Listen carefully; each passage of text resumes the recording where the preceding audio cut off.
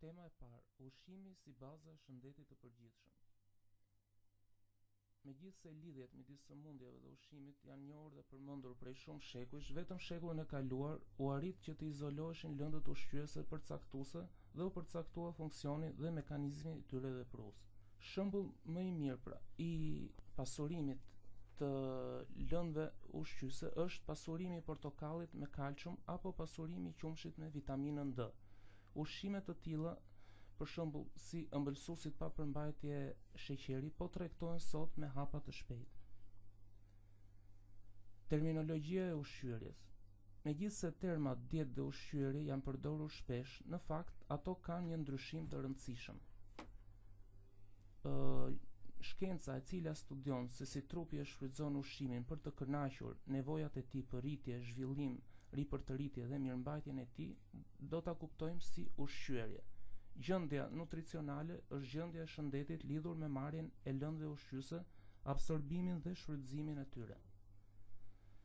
Ndërsa me dietë do të kuptojmë mënyrën individuale të marrjes së ushqimeve, zakoneve të ngrënit, llojeve dhe sasisë së ushqimeve të ngrëna.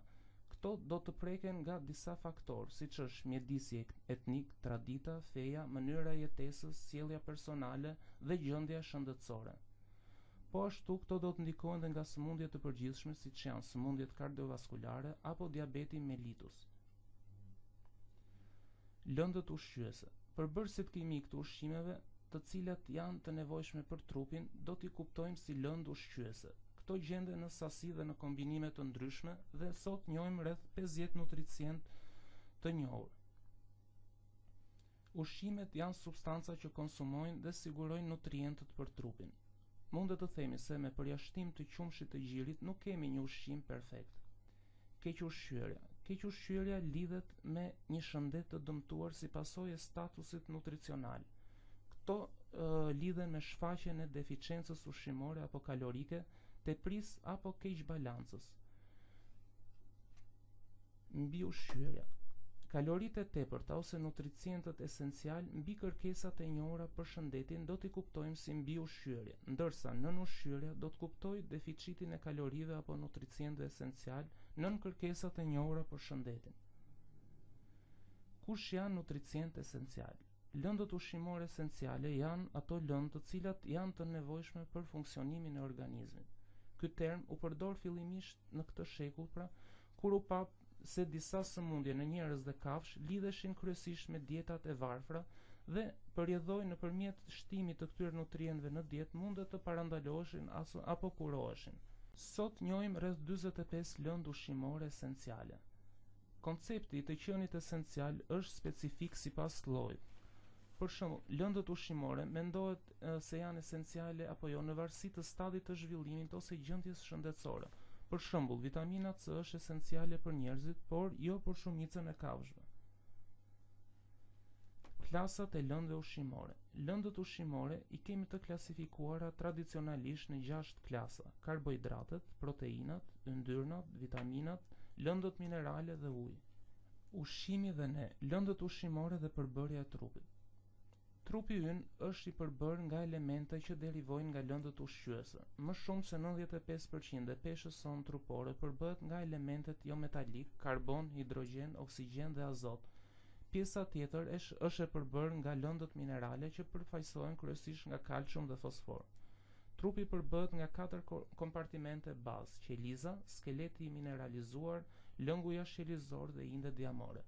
Proteinat, karbohidratet, yndyrnat dhe lëndët minerale do të përshkruhen më hollësisht në vazhdim.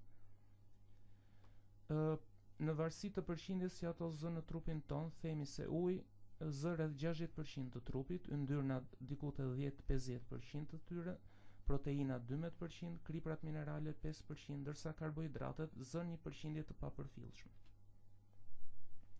Uji është përgjegjës për rreth 60% të pjesës sonë trupore dhe në pjesën më të madhe gjendet në brendësi të qelizave.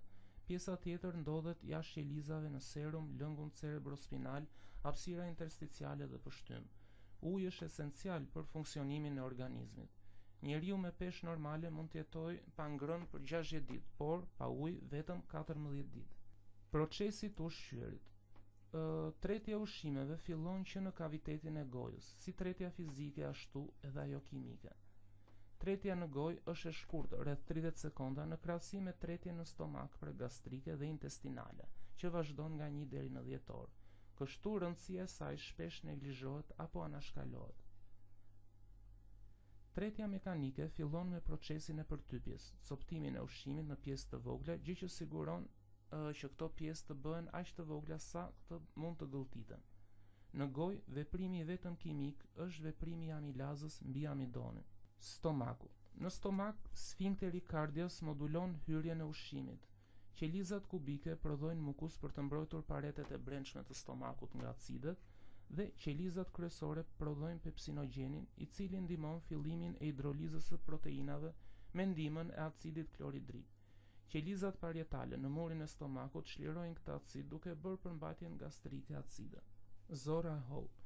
Pjesa më e madhe e tretjes së ushqimit ndodh në duoden, ku dhe thithen lëndët ushqimore. Valvula pilorike modulon hyrjen e kimusit në duoden. Aty enzimat trecë nga qelizat e murit intersticial dhe disa nga pankreasi hidrolizojnë ushqimet në përbërës të absorbueshëm. Shfrytëzimi, metabolizimi i ndërmjetëm ose qelizor. Brenda qelizave, funksioni i lëndëve ushqyese është që të sigurojnë energji, të ndërtojnë ose ruajnë indet ose të rregullojnë metabolizimin e organizmit me ndihmën e enzimave specifike që lehtësojnë këto procese. Depozitimi. Energjia që merret nga ushqimi ruhet për një kohë të shkurtër si ATP, adenozin trifosfat, në qeliza për një kohë mesatare si glikogjen në mëlçi dhe për një kohë më të gjatë si ind diamor. Vitaminat lipossolubile ruhen në indin adipoz, proteinat, hekuri, vitamina A ruhen në mëlçi, ndërsa shumë nga mineralet ruhen në kocka.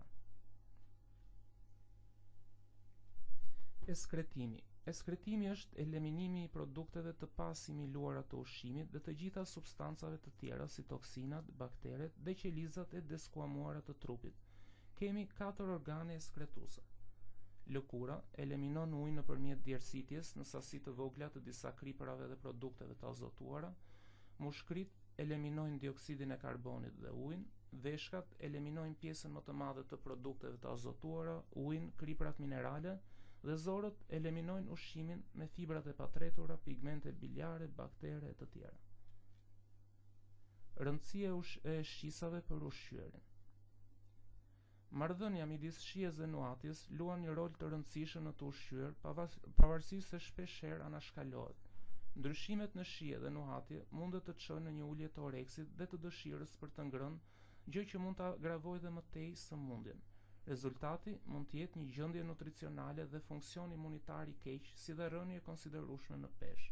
Nuhatja, shija, reaksionet ndaj iritantëve, temperatura, ngjyra dhe pamja punojnë të gjitha së bashku për të përcaktuar ndjesinë totale të njeriut ndaj ushqimit.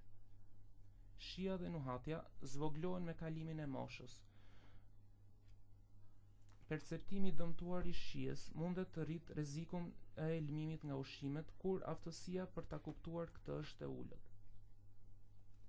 Infeksionet gjithashtu ndikojnë në qelizat e shijes. Po ashtu radioterapia e kokës, qafës apo mjekime të veçanta mundet të ndikojnë në mënyrë radikale shijen e ushqimeve që rezulton në ndryshime radikale të oreksit dhe dietës. Si përmbledhje, mund të themi se ushqyerja është bazë për organizmin tonë në tërësi. Problemet nutricionale mundet të ndikojnë në mënyrë të drejtpërdrejtë apo të tërthort në shëndetin tonë. Faleminderit.